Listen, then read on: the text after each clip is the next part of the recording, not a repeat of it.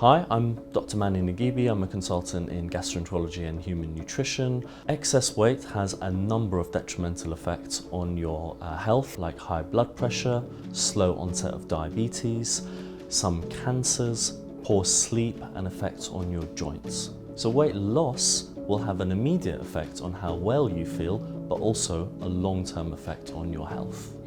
All types of weight loss treatment will always start with changes to lifestyle. These are going to be the cornerstone. So that is reduction in calories and increase in exercise and activity. When we reach the limits of diet and exercise, medical treatments for weight loss can become effective.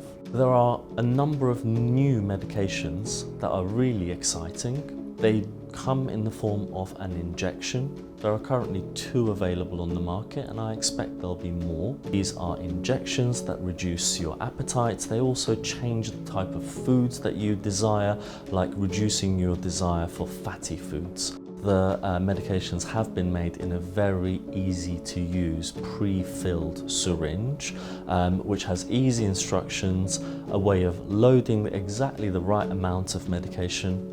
You can't get it wrong, and the injection is really not painful at all. These treatments are appropriate for anybody who's reached the limits of diet and exercise and still has a BMI, a body mass index, over 30. In other patients who have a BMI of 27 and above, and other health problems associated with weight, such as blood pressure, diabetes, poor sleep, or cardiovascular disease, would also benefit from these treatments. So I recommend that this is a treatment that you do start with a doctor who has experience with nutrition and weight loss. We would approach this by having a consultation, discussing the reasons why this treatment may be a good treatment for you, and then we would start the treatment and review it at intervals, usually every month, looking at weight loss, looking at other weight benefits,